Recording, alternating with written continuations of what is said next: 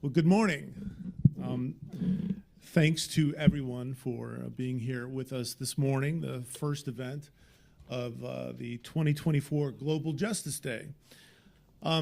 Global Justice Day is a day devoted to drawing student and community interest to international issues of concern, often issues that draw too little attention because we're busy with our lives, our classes, families, jobs, and everything else that competes for our attention during the day. And the Center for Civic Engagement was founded 18 years ago here at Hofstra, and it's built on three pillars. One is to educate the campus and the public about local, national, and international issues, to encourage deliberation and dialogue about those issues, and to engage the surrounding community by contributing to and learning from nonprofit community partners in Hempstead, Uniondale, and on Long Island. My name is Phil Dalton. I am the director of the center and a professor of rhetoric and public advocacy here. And it gives me great pleasure to kick off today's discussions, which focus on ongoing events in the Middle East and in the United States with respect to immigration. And before I introduce the moderator of this discussion, I'd like to extend thanks to Hofstra's Cultural Center, and particularly Athleen Collins, Carol Mallison, and Janine Rinaldi, without whom we would not be able to organize and put together these events. Events such as what follows this one, the immigration crisis, causes, impacts, and responses, rethinking the narrative, media framing, and critical perspectives on the Palestinian question, and later anthropology and MSA's event, Islamophobia and anti-Semitism. The Center for Civic Engagement is also supported by 2 graduate assistants and 16 undergraduate fellows who are budding activists and civically engaged undergraduates who devote time to the surrounding community, but who also help organize and publicize these events. And right outside this door later, our fellows are staffing a Hofstra Votes table, and please visit them if you have any questions about upcoming elections, registration, or the like. And they also have information about our center, the Peace and Conflict Studies minor, and the Civic Engagement minor. And if they're not there, you can come talk to me, or if they are there, you can come talk to me, and I'm happy to answer any questions you might have about the center. Our center is also supported by faculty from across the university. And to get the event underway, I'd like to introduce one of our most devoted board members, Dr. Linda Longmire, who is a professor of global studies and geography, and who also directs Hofstra's Paths to Peace Summertime Study Abroad program. It gives me great pleasure to introduce her. Linda.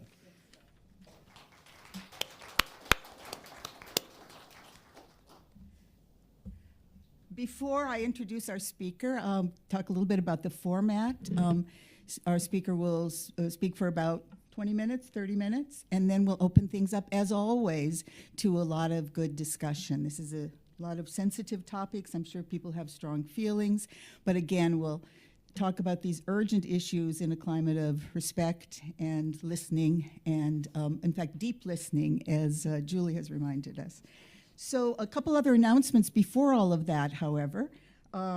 This is also part of what's called the International Scene Lecture Series, which has been going on, I think, for 40 years now, probably at least 4 events a semester. So that, do the math. It's a lot of talk, discussion, presentation by fabulous people who have come to share their insight with us. Much of the organization of this lecture series due to our own Marty Melkonian, who has worked in our garden here for many, many decades, and we so appreciate all of his work. The next International Scene lecture is going to be with someone who's been here before, Peter Beinart, who will also be talking about the crisis in Gaza, a perspective on the Israeli-Palestinian conflict. Some of you may have seen him. He's speaks widely and in the media as well, so please come to that. And that is Thursday, March 28th, 2:40 to 4:05, same place, different time. So please put that on your agenda as well. Phil, my colleague, and again, thanks to Phil for all the hard work he's done with the Center for Civic Engagement. But he also mentioned the Paths to Peace program, again, one of the new pieces as part of the Institute for Peace Studies, one of the new projects, new initiatives. There's also another wonderful study abroad program in Cuba, Hofstra in Cuba, over January 3rd to the 17th. So please, if you're interested in that, I can even squeeze one more in to the Paths to Peace in Northern Ireland program, which I do May 19th to June 10th. But study abroad, learning about other cultures, traditions, histories, so very, very important for all of us, particularly in times of conflict, as those we are enduring. So please keep in mind all of that. And again, if any of you are interested in the Peace Studies minor or simply interested in peace and conflict studies, we also have a wonderful Introduction to Peace Studies course in the fall that I would invite you to look at. It's Tuesdays, Thursdays from 1 to 2:40, so or 2:25.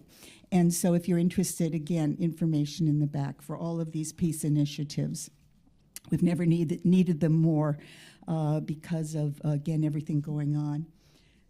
So without a vision, people perish, as so all religious traditions remind us.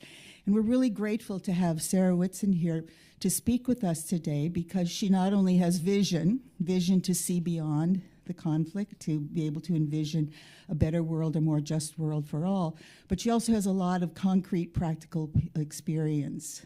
Envisioning is not enough, and action without that envisioning is not enough. She combines both.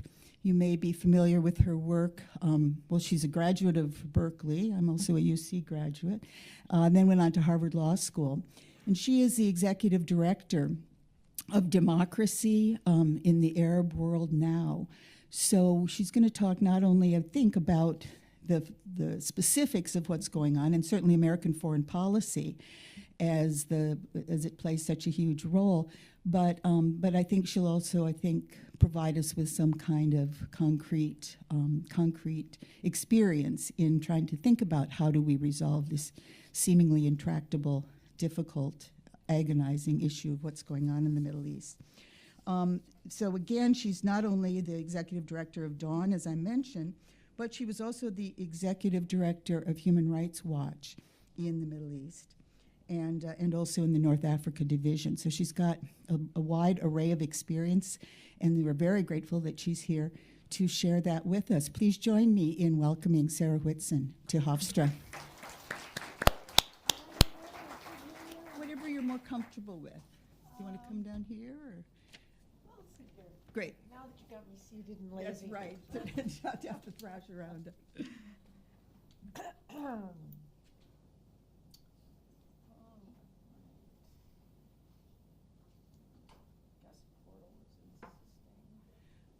I'll also mention, since we have a second, after Sarah speaks, our own Professor Carolyn Eisenberg will respond with some questions, and then we'll open things up to your questions and comments from the floor, keeping in mind, as always, students first. They're the tuition-paying part of our audience, so please prioritize questions by students, and there is a mic in the middle that we'll use for those questions. It'll be just a minute because the Wi-Fi went out and it closed my document. Is So I need to someone get reconnected with my phone. Carol, can you help? I think Can someone help with that? You need to turn your mic on, apparently. Turn it towards you. Okay. All right. If we have a second, there's always more announcements, so you good to go? Yeah, I am. Okay, great. Hi, good morning, everyone, and thank you to Hofstra University for inviting me here to speak today, and to all the organizers. I know what a tremendous amount of work and logistics and coordination it requires, so thank you for organizing this and all of the efforts of the campus focused on peace. I think it's invaluable education to all of you, and just listening to the opportunities you have available for international study abroad, I really want to encourage you to take those opportunities up. I was a year abroad student in Egypt back when, and it really shaped my entire future friendships and career. So you're very lucky to have those opportunities. The topic of my discussion today, which was supposed to have a slideshow but doesn't, so I will really invite you to some active listening, is U.S. foreign policy in the Middle East. And today, the decades of persistently failing U.S. policies in the Middle East, which have failed not only the people of the region who have paid with the destruction of their homes and their lives, but the people of our own country whose interests and values have been and are being squandered, is evidenced most profoundly in the Biden administration's approach to Palestine and the current crisis in Gaza. Over the years, of course, there have been other exemplars of failed U.S. policies in the Middle East, from the war in Iraq, the war in Yemen, the war in Libya, the war in Syria. But today, we must focus our attention on Palestine because it is the gravest crisis in the region right now. And the statistics of the war in Gaza are horrific. As I imagine most of you know or should know, the death toll in Gaza has now exceeded 30,000 people. Over 10,000 of those who've been killed are children, over 70,000 people injured. With a majority of the population, 2.3 million in Gaza, under the age of 16, it's no surprise that children make up such a substantial part of the death toll. And that is because the war in Gaza has been marked by indiscriminate attacks on civilians and deliberate attacks on civilians, with the use of massive bombs in civilian areas, bombs, 2,000-pound bombs, 3,000-pound bombs, with a range that would probably cause devastation to a large chunk of this campus, even if it was targeted on a particular building. What has been targeted in Gaza include mosques, hospitals, schools, churches, universities, not as beautiful as this one, but universities, art centers, aid centers, homes, stores, bakeries, grain mills, farms. By the end of December, more than 60% of Gaza's housing had been destroyed and damaged. Now that figure is over 70%. More than 370 educational facilities, like this one, had been damaged or completely destroyed. And nearly 80 hospitals and health centers have been put out of service, bombarded. There is now rampant evidence of torture and execution of prisoners, humiliation of prisoners, degrading treatment of prisoners, even using detainees, often civilians, as human shields to carry out military excursions. In shocking disregard of law and human morality, we've seen gross acts of collective punishment, with Israel cutting off electricity, water, food, medicine into Gaza, intensifying a blockade on the territory that it has imposed since 2006. On October 9, Defense Minister Yoav Gallant made very clear the plan and the goal. We are imposing a complete siege on Gaza. No electricity, no food, no water, no fuel, everything is closed. We are fighting human animals, he said, and we must act accordingly. National Security Minister Itamar Ben-Gvir amplified this by saying, so long as Hamas does not release the hostages, the only thing that should enter Gaza is hundreds of tons of Air Force explosives, not an ounce of humanitarian aid. And he's been true to his plan. Nearly the entire population of Gaza is displaced, crammed into a tiny area near the Rafah border, which is now itself under attack. Just last week, in horrific scenes seen around the world, over 112 Palestinians were slaughtered, over 300 injured, as Israeli forces fired on them, as aid trucks ran them down, as they gathered around these trucks for some sacks of flour. The 2.3 million people in Gaza now face starvation as Israel obstructs aid. Most recently, Human Rights Watch concluded in a report that this is documenting use of starvation as a weapon of war. We've seen a lot of reports recently about the United States joining in the airdrops of aid, even proposing to build an offshore port. But as every humanitarian aid agency concerned with Palestine has concluded, these makeshift remedies will not be a drop in the bucket for the aid that needs to enter Gaza. The immediate precipitating factor of this war in Gaza was, of course, the Hamas attack on October 7 into Israel, killing over 1,200 Israelis, including gruesome murders of concert-goers and kibbutz dwellers.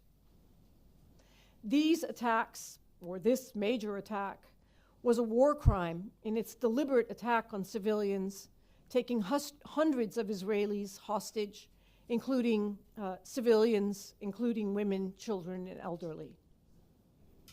But of course, the war in Gaza and the crisis in Gaza and the crisis in Palestine didn't start on October 7.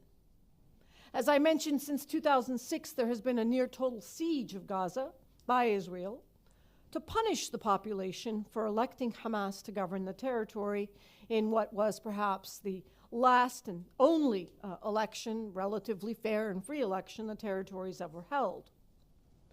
Despite the Israeli government's withdrawal of its settlers from the territory, it remains occupied territory under international law. The crisis is part of the ongoing consequence of 57 years of endless military occupation, settlement expansion, land theft, and the forced displacement of Palestinians from their native lands. Leading international, Israeli, and Palestinian organizations have concluded that Israel is also committing the crimes of apartheid and persecution in the two-tier system of laws and policies put in place to privilege and advance the interests of Jewish Israelis and Jews from the diaspora versus discrimination, oppression, inhumane acts with an intent to dominate the native Palestinian population. We have seen endless rounds of violence as Palestinians resist the occupation. Peaceful means have faced violence and persecution, and violent means have faced violence and persecution. But why does this matter to us as Americans? Why does it matter to you as students, administrators, staff at Hofstra University here in beautiful Long Island? Why should we care that there's yet another war, another genocide, more slaughter and occupation and oppression, like so many conflicts around the world? What does this have to do with us? I think first and foremost, we cannot hide from the reality that Israel's abuses, not just in Gaza today, but for the past several decades, would not be possible but for our government's military and political support for Israel. We can't avoid responsibility for our complicity. As Americans, as taxpayers, as voters, we are culpable. Not only is Israel the largest recipient of U.S. military aid in the world, to the tune of $3.3 billion annually gifted to the Israeli government, it is also the beneficiary of the greatest American gift of all, the UN Security Council veto. The U.S. has used this veto to ensure that the international community, using lawful means, that Palestinians seeking lawful remedies can't hold Israel accountable, not for the war crime of its settlement project, not for the indiscriminate slaughter of Palestinians, not even to demand a ceasefire. Since the start of this war, the Biden administration has authorized dozens of secret arms sales to Israel without notifying Congress, including massive, deadly artillery shells, which are being used to pulverize the bodies of men, women, and children in Gaza.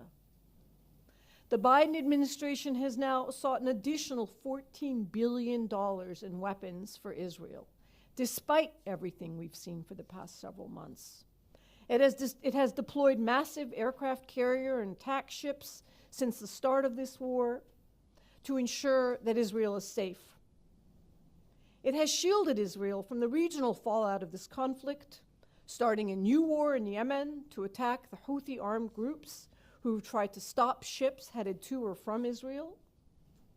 It has carried out attacks in Jordan, Iraq, and Syria against armed groups there who have attacked American forces there for their support of Israel's war.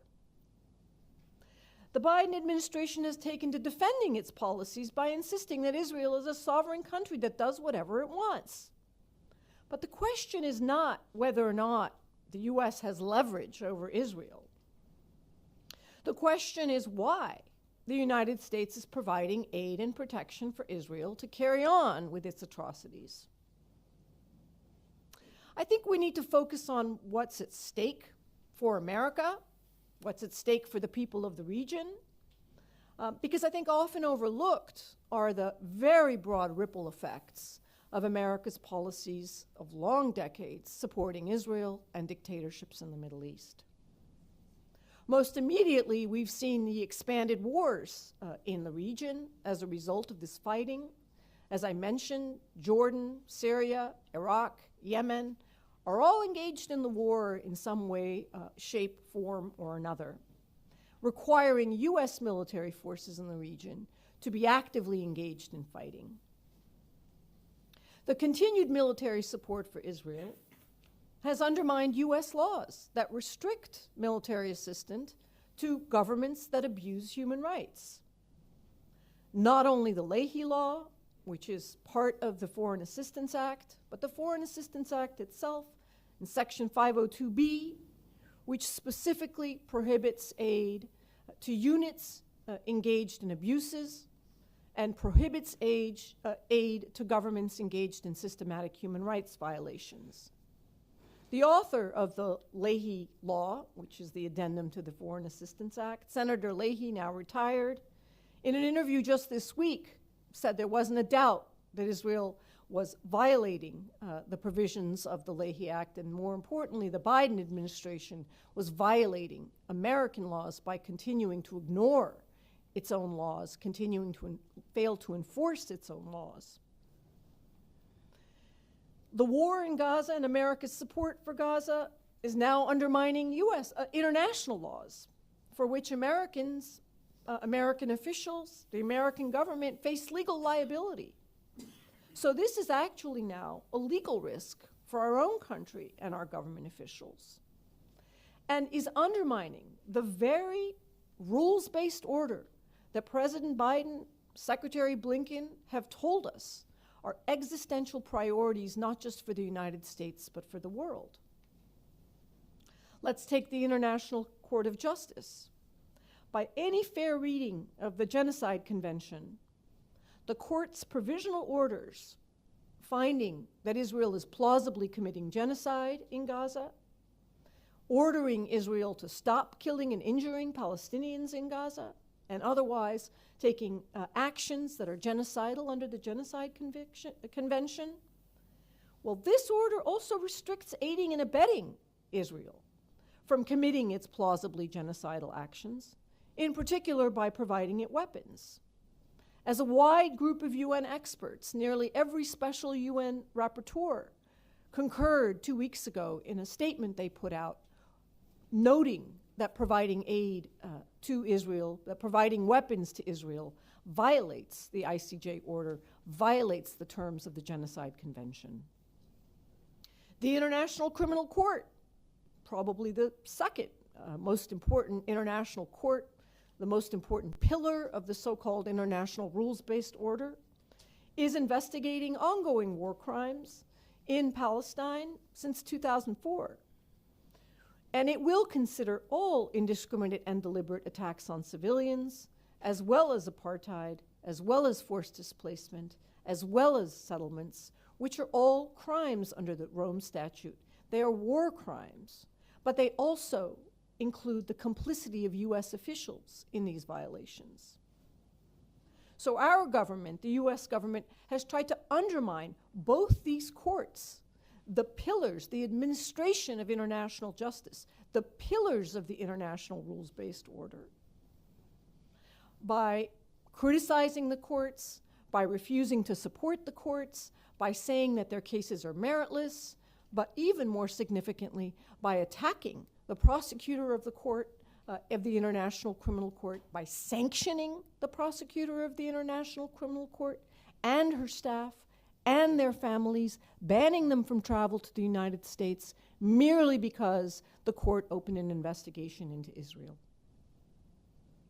And so our government is faced with a choice of complying with or opposing the investigations and these decisions of these international courts, on which our international rules-based order depends. There's no order without justice and justiciability. And effectively, the choice that our country is making is that we will undermine, disregard, disobey, and effectively destroy the significance and importance of the rules-based order if it means shielding and defending and protecting Israel. This war has had a major impact on undermining American credibility and standing, particularly with regards to the Ukraine war. In a day-late, dollar-short bid to salvage its reputation, President Biden issued new orders demanding that countries receiving U.S. military aid write a letter to affirm that they won't use weapons in violation of international law, international humanitarian law, or the laws of war. But no such letter can shield this administration from the actual knowledge it has of how our weapons are being used to violate the law and terrorize Palestinians. The aid drops, the port, none of these will make amends for the ongoing military aid and political protection. As Senator Pete Welch said earlier this week, we gotta face the contradiction. You know, we're dropping food in on Monday, and Israel's dropping bombs on Tuesday, and American taxpayers are paying for both. Seeing America's support for Israel in this ongoing war in Gaza, who will believe America's justification for supporting the war in Ukraine, that support for the war in Ukraine has something to do with international law, that the war in Ukraine needs to uphold and hold accountable Putin for his invasion and occupation and war crimes in Ukraine? Why should Putin agree to submit the International Criminal Court when it sees the United States attacking and undermining the International Criminal Court? Why should any country ever agree to abide by the International Court of Justice ever again? Indeed, what's now apparently at stake are the outcomes of America's own elections. As last week's primary elections in Michigan demonstrated, with over 100,000 voters registering their vote as uncommitted, the Democratic Party risks paying a very high price for the Biden administration's support for Israel's war in Gaza and blocking the possibility of a ceasefire, because many, many Americans, but especially Muslim Americans, Arab Americans, progressive Americans, are increasingly making clear every single day that they will not vote for Biden. In swing states, of course, this could be close. And the outcome may be the election of Donald Trump. It's not really a sensible approach for the Democratic Party, because if the Democratic Party is afraid, as we keep hearing they are, that President Trump will win as a result of these uncommitted voters, then maybe it should consider running a candidate who's not as divisive, who's not now as hated by segments of the community as the man that's being called Genocide Joe. I think one thing people fail to connect the dots in is the way in which our own rights and freedoms here in the United States are at stake, have been put at risk, have been attacked because of America's position to support Israel. We have seen creeping authoritarianism around the world, recent Freedom House report documenting the decline of democracy around the world is a really troubling report to take. And we know every day about creeping authoritarianism in our own country. This is why President Biden staked so much of his campaign, so much of his presidency on defending democracy, fighting authoritarianism, and so forth. But what we now see is how our own political rights and civil liberties are deteriorating. Our rights to free speech and protest are under attack. Why? To protect Israel from criticism.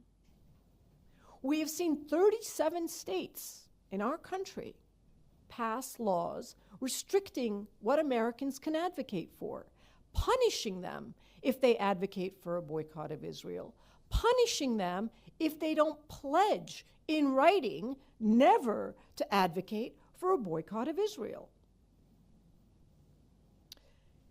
We have seen people being deprived of jobs if they are seen as being too critical of Israel. We've seen businesses punish and even fire employees if they've been too critical of Israel. Unfortunately, the Supreme Court refused to review an appellate court decision upholding the anti-BDS laws on free speech grounds. The ACLU took that to the Supreme Court. And as a result, we now see copycats. Because if you don't care about Palestine and you think your rights are safe, you're in for a surprise. Tobacco industry, the firearms industry, fossil fuel companies, they're now all busy passing their own copycat legislation, modeled after the anti-BDS laws, to sanction Americans who seek to boycott their harmful products and business practices. Another way the free speech rights of Americans have been implicated is the wide-scale adoption of the so-called IHRA definition of anti-Semitism, the International Holocaust Remembrance Association definition of anti-Semitism, which in its examples defines as anti-Semitism criticizing Israel as an apartheid state, criticizing Israel as a racist state. So if you criticize the government of Israel for carrying out apartheid the way that Amnesty International has done, the way that Harvard Law School has done, the way that Human Rights Watch has done, the way that B'Tselem has done, the way that Al-Haq has done, numerous other organizations, then you are speaking anti-Semitic speech, and you should be punished for it. We have seen a shocking amount of academic attacks on students, censorship of their views, restrictions on their right to speech, private sector attacks, as I mentioned, against faculty, employees speaking out on Israeli abuses, social media censorship, these new sensitivity warnings that makes it harder and harder for people to see the devastation, the destruction, the horror underway right now, this very minute in Gaza. We've seen the weaponization of basic symbols of Palestinian culture, Palestinian pride, like keffiyehs, being described as a secret swastika symbol, like calls for a ceasefire as actually a call for the killing of Jews, like calls for peace and freedom for Palestinians from the river to the sea as anti-Semitic. Why?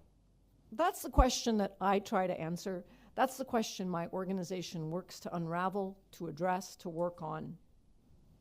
Why are U.S. policies so firmly committed to defending and protecting a state that is carrying out apartheid, a state that the International Court of Justice has found is plausibly genocidal? Why does the United States continue to support dictatorships in the Middle East, such that we're not in the business of democracy promotion in the Middle East, we're in the business of tyranny protection? I think that America's policies in the Middle East are predicated on three principal factors, though there are others. One is protecting Israel. Two is securing cheap oil. And three is maintaining arms sales to the region. These priorities, which are openly and clearly articulated by Jake Sullivan, head of the National Security Council, and the entire apparatus of the Biden administration, are housed in a persistent fundamental ideology and belief that American primacy, American military domination, American hegemony, American support for abusive governments in the Middle East is a good thing. It's, as I said, something that's said quite out loud, with Jake Sullivan supporting Middle East dictatorships under a simple theory. Well, it's good for Israel, it's good for stability, and it's good for oil prices. Over decades now, there's been little distinction in this approach between Republican administrations and Democrat administrations, more progressive-leaning, more conservative-leaning. The one thing they have really been truly unified on is their priorities in the Middle East. At least 50 years now, I'd say. And as a result, the United States has more military forces in the region and more military bases in the region than every other country in the world combined. Why is that? The United States supports and arms more dictatorships in the region than any other country in the world, long cajoling and bribing them to normalize with Israel, leading, of course, with Egypt and Jordan, who continue to get a dividend for signing a peace agreement with Israel by way of weapons, gifted weapons to Egypt and Jordan every year to reward them for signing a peace treaty with Israel. Long selling the most advanced destructive weapons to the region's tyrants. It has long invaded, occupied, sanctioned, terrorized, assassinated, and tortured people there. This is America's record in the Middle East, whatever great things it may have done in other places. The Biden administration announced to great fanfare that it would withdraw from the region. Withdrawing from the region has been the talk of several prior administrations, that it would end arms sales to Saudi Arabia, that President Biden would make Saudi Arabia a pariah for murdering Jamal Khashoggi, the founder of my organization, that it would end its support for the war in Yemen so that it could focus on its rivalries with Russia and China, pivot to Asia. But it has failed. It has failed in its own stated goals of withdrawing from the region and pivoting to Asia and ending arms sales to Saudi Arabia and ending the war in Yemen and making Mohammed bin Salman, the dictator of Saudi Arabia, a pariah. Because instead, the interests of Israel, cheap oil, and profitable weapon sales have continued to dominate the policymaking and decision-making of this administration, like the administrations before it. Indeed, the Biden administration has predicated its entire misguided policy in the Middle East on the promotion of the so-called Abraham Accords, inherited from the Trump administration. From the worldview propagated by National Security Council Middle East Director Brett McGurk, who also served under the Trump administration and the Obama administrations, adopted by the head of the National Security Council, Jake Sullivan, supported by Secretary of State Blinken and President Biden, the route to stability in the Middle East comes from deals with dictatorships, comes from currying favor with them, giving them security guarantees, selling them as much weapons as we possibly can, being silent on their gross abuses and war crimes, because that will lead them to normalize with Israel. And once that happens, and they've allied together against Iran, this is the path to stability. As part of these Abraham Accords, leading to normalization agreements with Israel, the United States has gifted very, very, very valuable benefits to Arab dictatorships. It has gifted to Morocco recognition of its illegal occupation in Western Sahara in exchange for Morocco signing a normalization agreement with Israel. The United States is the only country in the world to have recognized Morocco's sovereignty and annexation of Western Sahara. It has gifted the United Arab Emirates and Bahrain with some of the most advanced American weapons, weapons that it had not previously sold to them. It has gifted Sudan, still ruled by a transitional dictatorship, with erasing its presence on the American terrorism list, the global terrorism list for which it was sanctioned, and relieving them of $300 million debt for its terrorist crimes against Americans in exchange for signing a peace deal with Israel. Never mind that experts, analysts from the get-go of this so-called Abraham Accord strategy have argued that this approach wouldn't lead to stability because it's based on false assumptions and beliefs that alliances between an apartheid government and unrepresentative, unaccountable, quite brutal dictatorships are not a recipe for stability. They never have been and they never will be. Yet it took the people on the ground in Gaza to suffer with unbelievable horrors and bombardment to really underscore just how bizarrely out of touch the Biden administration worldview of the Middle East has been. Just a few weeks prior to October 7, Jake Sullivan stood before the entire world and declared, "The Middle East is quieter today than it has been for decades," patting himself on the back for a job well done. But for the October 7th attacks, we would today be supporting the building of a nuclear plant in Saudi Arabia and have delivered that dictatorship a bilateral defense agreement with the United States in exchange for normalizing with Israel. As I mentioned, cheap oil is also a very top priority for the Biden administration and administrations before it.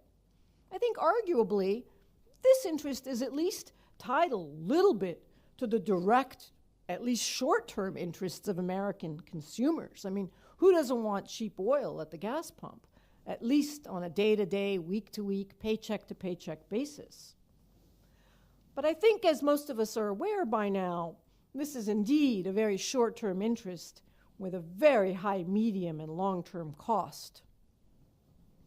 This focus on the short-term interests of the American people at the gas pump, despite the long-term harms to our people and the planet and our climate and our dependence on filthy fossil fuels, reflects nothing but short-term electioneering to ensure that a cheap price at the gas pump will bring favorable results on election day at the ballot box.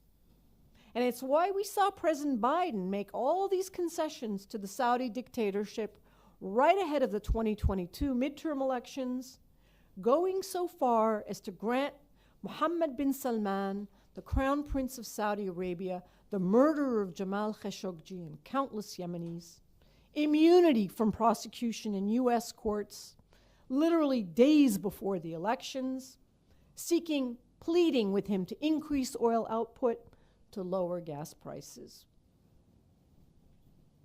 But I think even this interest is outweighed by a really big priority for the Biden administration and administrations before it, and that's weapon sales. Since 2009, our government has delivered over $444 billion, $500 billion in weapons to 169 countries.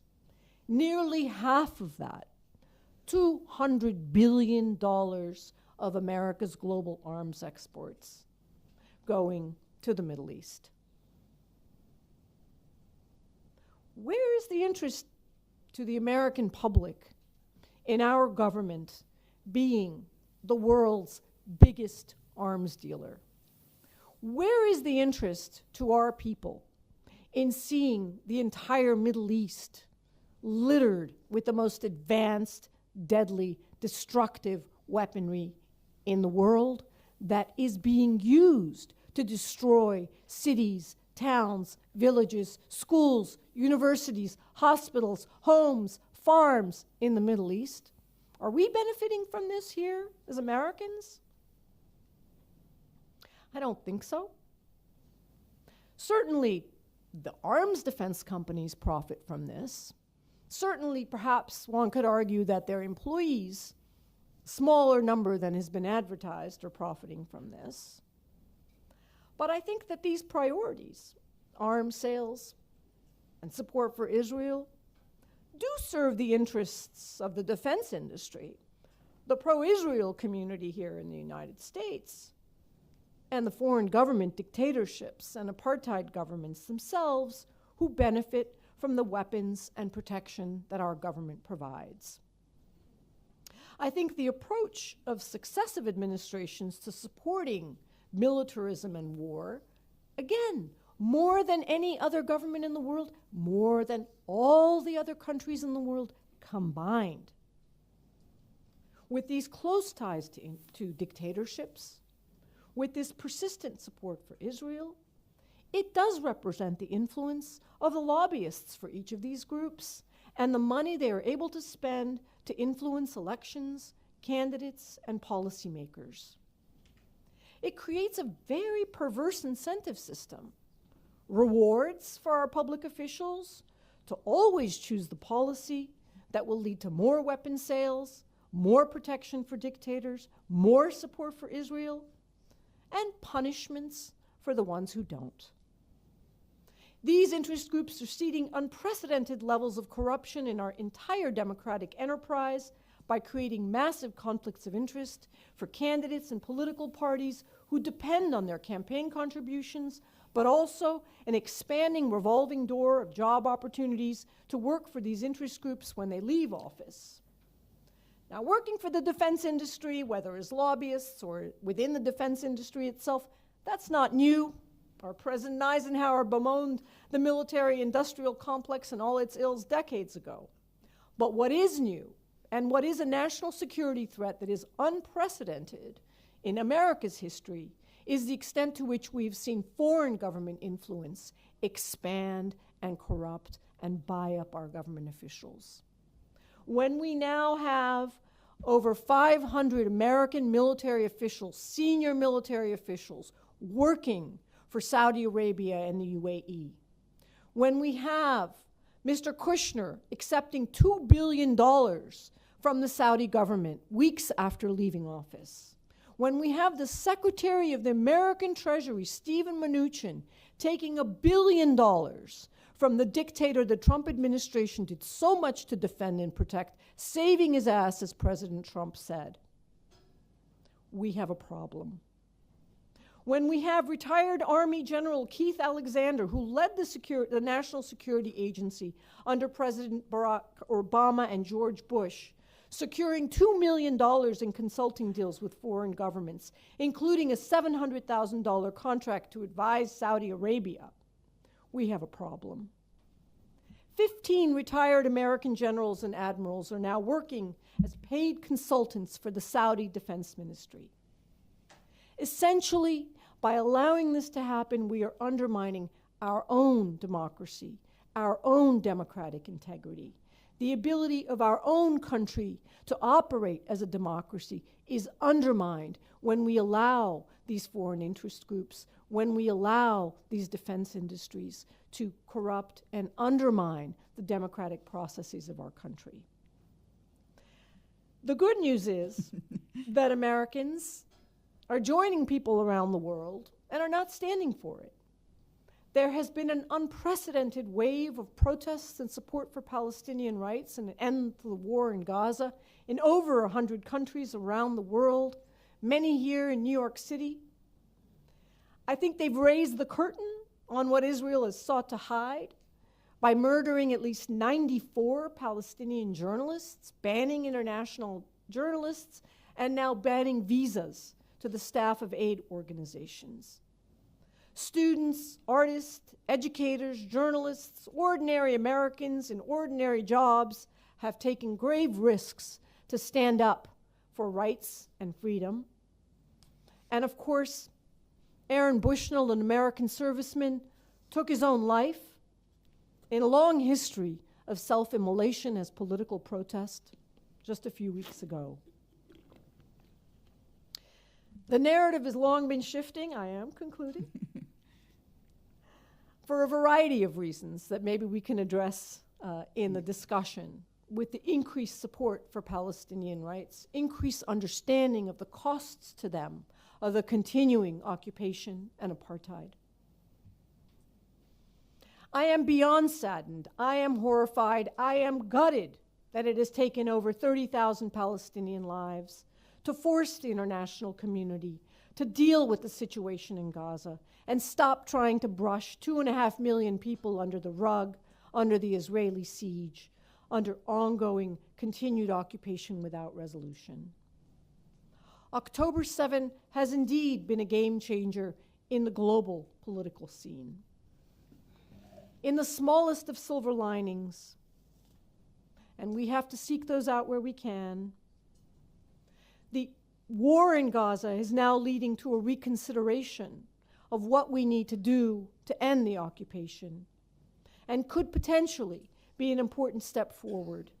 At least it opens up the possibility of a real resolution to this conflict, breaking out of the stagnation, of the erasure that the Abraham Accords and the push for normalization was leading to. It should open up many possibilities for all of us in far more privileged environments to think about what we can change, how we can contribute. American policies are not laws of nature, they're not laws of physics. They are man-made policies with man-made remedies. It doesn't have to be this way. We can change this. Students and activists are protesting this now. We have to take back our government, because what's at stake with America's approach to the Middle East isn't just about protecting the people over there, stopping a genocide, ending US support for regimes that terrorize millions. If you don't care about them, I hope you care about us and protecting our rights and freedoms, our speech, our rights to protest, and our democracy here in America. Thank you. Thank you.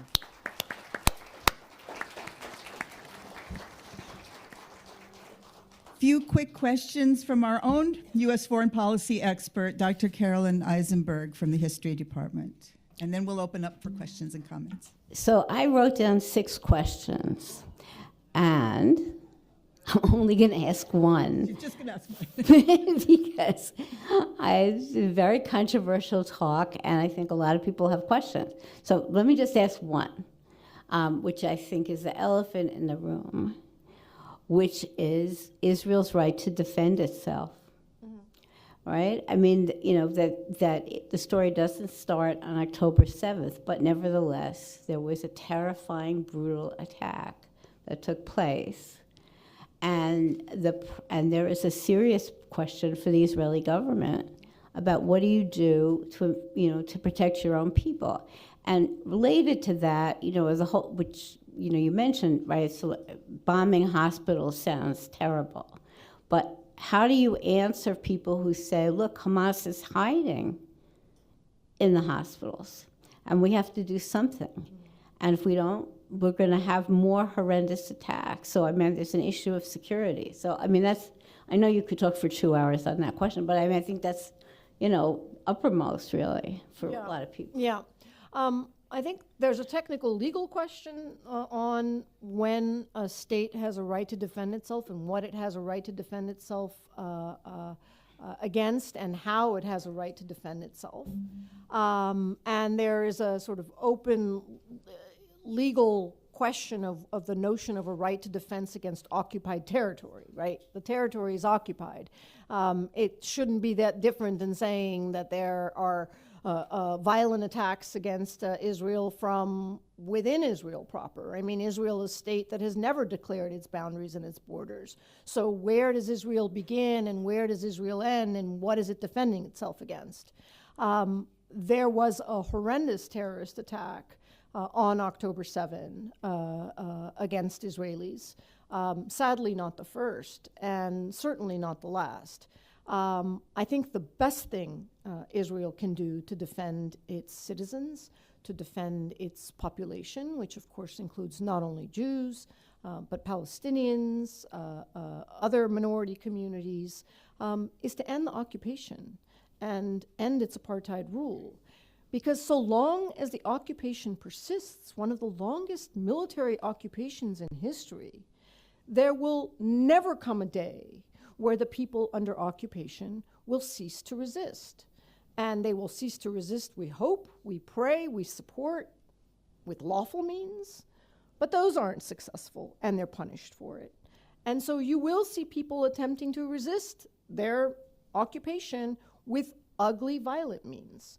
I don't think Israelis will ever be secure so long as the military occupation of millions of Palestinians persists.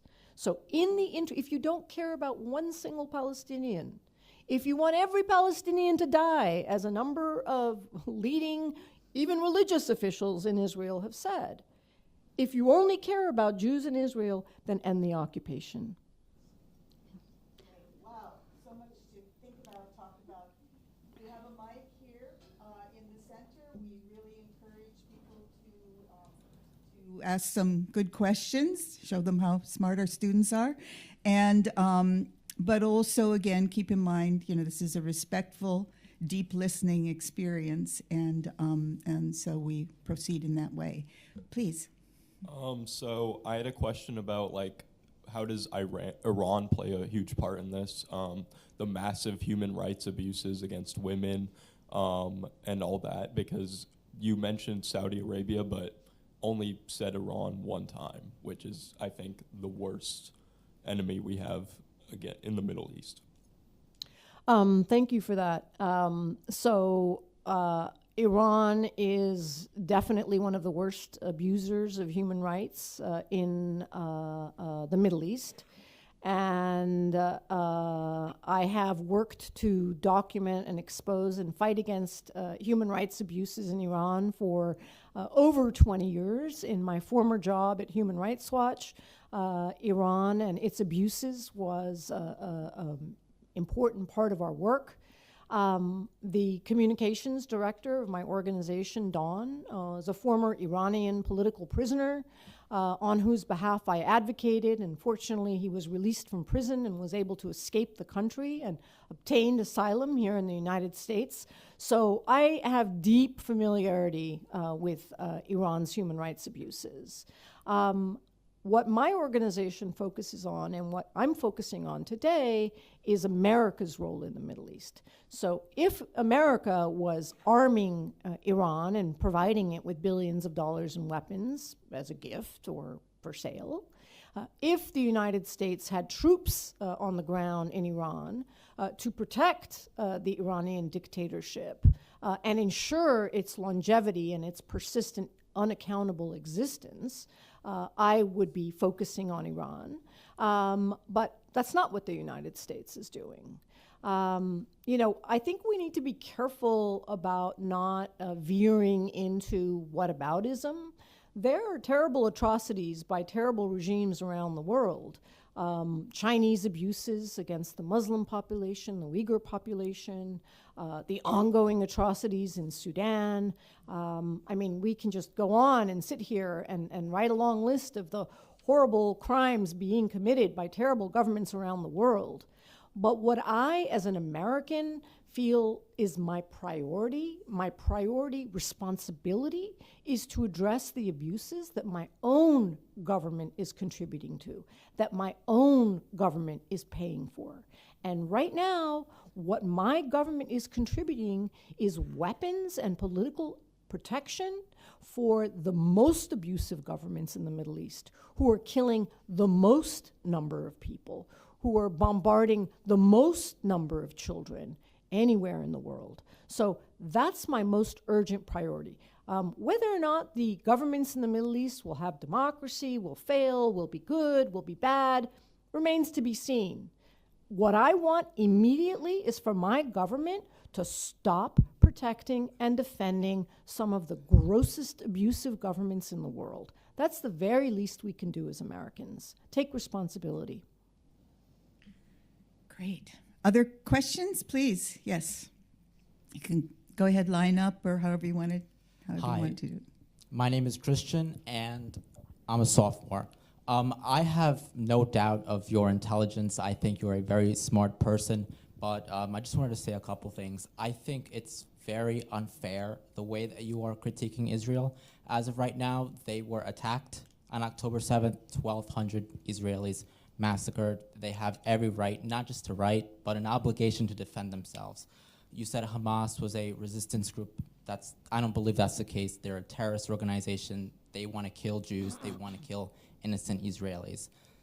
If if Hamas genuinely cares about Palestinians, they have to stop doing what they're doing and put down their weapons. If Hamas doesn't put down its weapons, Israelis are not going to be safe and Palestinians are not going to be safe.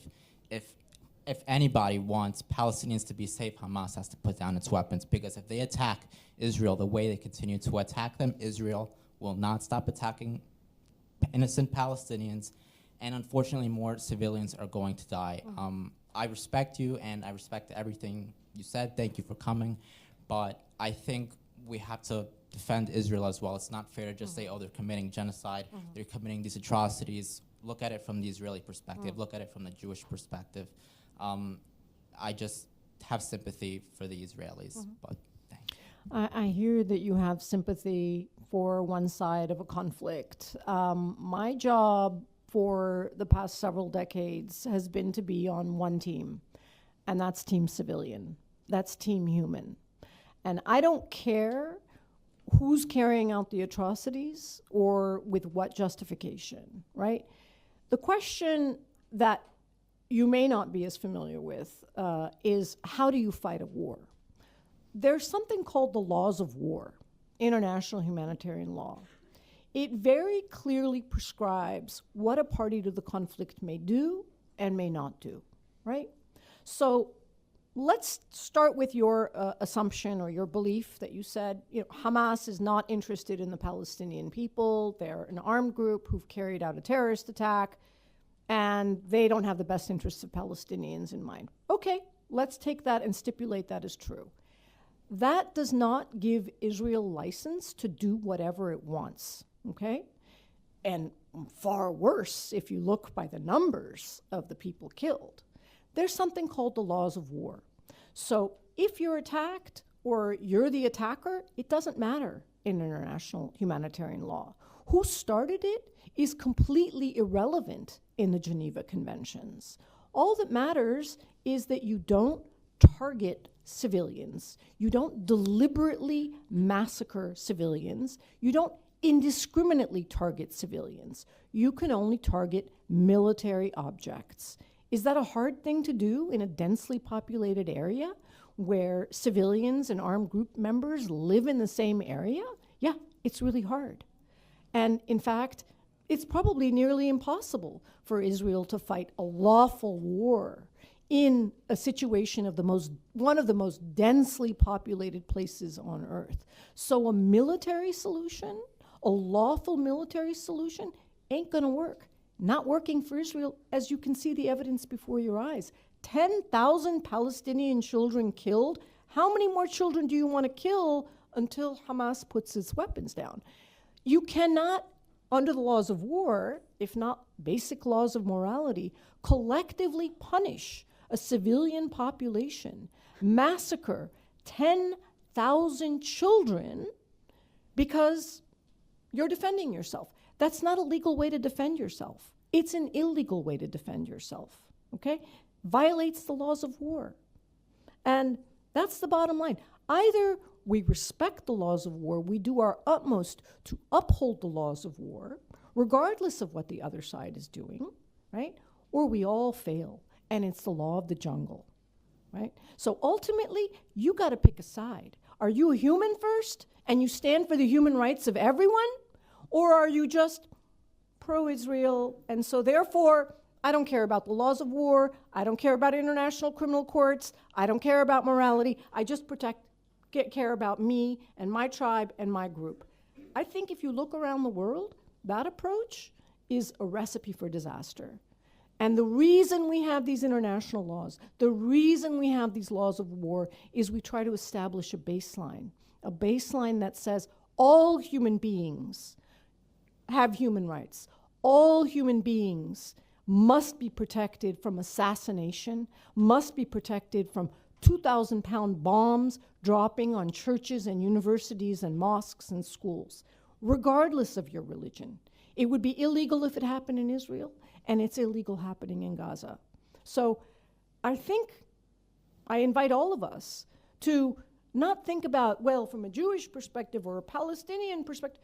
Put yourself as a human being from a human perspective. What protections do you want if someone in your community carries out a terrorist attack? You want to just be satisfied by saying, well, it's your fault, so go ahead, bomb me, bomb my family, bomb my children forever in perpetuity. That's not an answer. There's something called the laws of war, and no one is safe if we don't respect them. We have a big line of questions. Go ahead. Hi, so my name is Rachel. I'm currently a junior here. I'm a representative of social terrorism class.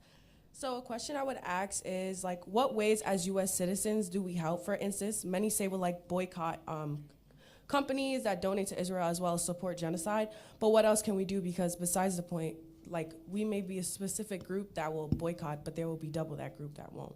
So in what ways other than that do we help?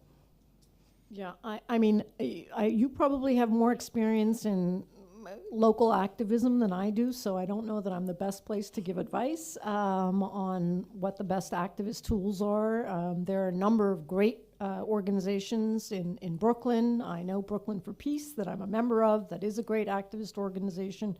Several other groups, I would say, find and support an organization that sort of speaks to your values and speaks to your principles. I think we have seen a real resurgence of student activism across campuses in America, which is heartening. You know, just we all thought this whatever are you, Gen Z, Gen X, you were asleep, and now we know you're awake, and you're not just completely sucked into TikTok and screen times.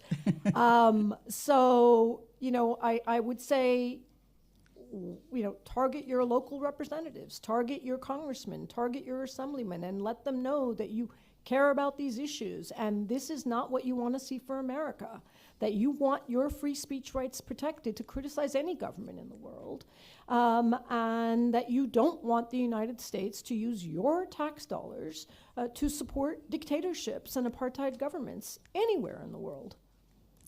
There's a newly established, you know, Hofstra is, we hope, committed to free speech in from lots of voices, and there is a new group called Student Voices for Palestine. There's just, I think, a club now, an official club, so that would be another way to connect with people.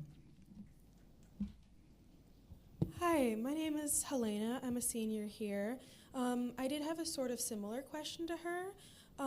So I'm kind of thinking of something else a little bit right now, but I'm taking a class where we see a lot of representatives from the UN, and I've heard from multiple different subgroups of the UN that focus on mass atrocity prevention, responsibility to protect, a lot of groups whose entire purpose is to assist civilians and victims of mass atrocities and human rights violations, express a lot of frustration over the U.S. veto because it has effectively prevented the UN and international community from offering any assistance in Gaza to people, to civilians who need help. And to kind of be aware that that is because of, you know, the American government that lots of us have voted into place. Because of a long relationship that the American government has with Israel that none of us, at least, were really even alive to experience. I'm wondering what, like, if you were to imagine the US government changing in a way that would prevent us from supporting such terrible atrocities, what kind of changes would you see? Yeah. So this is what my organization works on. I mean, the primary mission of DAWN is to reform U.S. foreign policy in the Middle East. And, you know, many would say it's a fool's errand given the decades of unified Republican and Democratic approaches to the Middle East, supporting dictatorships and abusive governments there. I think it's essential to fight the interest groups and the influence of interest groups in our government. I think we will never win this as an argument of values, morality, law, all arguments that advocacy groups have been making for a long time, because the incentives for our government officials, for our elected officials, is always do the wrong thing. If you support more arms sales, if you support Israel, if you support cheap oil, you will get more money and more votes, and you will be in power, and you'll probably get a gravy job when you leave office, making 10 times, if not 100 times what your salary was in government. deep conflicts of interest. We have to disrupt the linkages between these special interest groups and our government. And so one of the things we're trying to do, for example, is to pass legislation that will prohibit government officials and military officials from working for a foreign government when they leave office for at least 3 years. Does that solve the problem? No, but it hopefully will cut these ties, cut these linkages, cut these incentives in an important channel. We are supporting legislation that will limit the ability of lobbyists to meet with government officials when they represent abusive governments. We don't think that's appropriate. We don't think they should have this kind of influence in our country. Ultimately, it's going to be the votes that matter, and that's why the actions of Michigan voters declaring that they're uncommitted should be a wake-up call to the Democratic Party, that they may lose the election, just as Hillary Clinton, surprise, lost the election because they're not paying attention to what their voters want and don't want. And I hope that's not what it takes. I mean, showing my partisan colors, I'm not voting for Trump either. But that's something that the Democratic Party has to take responsibility for and own up to. What do our voters want? Do they want us to support this war in Gaza? Do they want us to block ceasefires? Majority of American voters want a ceasefire. Well, why isn't the Biden administration listening to its own voters? Thank you. So in the interest of time, we want to hear as many voices as possible. So maybe what we can do, because we've only got about 5 minutes left, we have to end a little early for the next session, and I'd invite all of you to stay for the next session where we can continue some of this discussion. But maybe ask all of the questions, and then Sarah is so brilliant, she can probably weave it all together. But just to give people an opportunity to speak. No, I will just take notes so I don't forget. Is that okay? I have a question about your comments about the rules of war and how Israel's targeting civilians.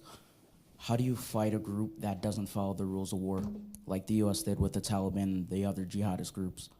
And your claim about Israel targeting civilians. As I'm aware, Hamas hides among civilians and violates the rules of war by operating in densely populated areas, hospitals, and schools. And Israel also warns before these strikes, but these resistance fighters also go and tell them not to leave, show your chest to the drones. That doesn't exactly help the civilian cause when they stand in front of a bomb. Or similarly how to the U.S. did in Fallujah, we warned them to leave. We helped evacuate them to help minimize casualties. But Hamas, according to the former co-founder of Hamas's son, Yosef, blanking on his last name, also talked about how they're basically groomed to hate Israel and they have a duty to stand by and die, just so the world can think Israel's bad. Okay, let's get the next batch of questions. Some of that was answered, some of it was answered earlier, but yeah, go ahead. Hi, I'm Danara. I often hear, almost as a justification, that Israel is the only democratic country in the Middle East. Do you feel that the concept of democratic versus undemocratic has become a narrative synonymous with civilized versus uncivilized that has allowed neo-colonial and imperial rule to continue in the Middle East? Thank you. I'm a Japanese national, so I don't have the voting rights, but my question is, if Trump won the presidential election, how would the situation change? Thank you. Thank you, Professor. Thank you for coming. I just wanted to ask if you could speak a little bit on the start of Ramadan and how that is affecting the Palestinians there and how the war in Gaza is kind of shaped by that. Thank you. Great. I have one more question. So if Israel just stopped today, so we'd let Hamas just keep committing October 7th again and again, because that's what they've said. Great. Can you, well, we've only got about 5 minutes, but these discussions really need to go on. 2 minutes. Great. Yeah. In terms of the laws of war, and the applicability of the laws of war, again, it doesn't matter whether or not your counterparty in a conflict is abiding by the laws of war. The obligations to abide by the laws of war are absolute, and they're very basic. You know, you can become a laws of war expert relatively quickly. Do not target civilians. Do not indiscriminately attack civilians. If you can get those two wrongs, you've probably met the vast majority of your obligations under the laws of war. You know, don't attack religious sites, cultural monuments, don't attack schools, hospitals, universities, sadly in disregard. The question of human shielding is one that I've been dealing with for at least since 2004 and 2005. It's a long-standing allegation that Israel has made that Hamas or Hezbollah in Lebanon is deliberately using civilians to shield itself from attacks. Now, the laws of war tell a party not to place itself or its weapons in a civilian area, to avoid doing that as much as possible. So it's not an absolute prohibition, because it recognizes the fact that in situations of urban warfare, for example, it's unavoidable. Or in situations where there's a military advantage, it may be desirable to place your forces in civilian areas.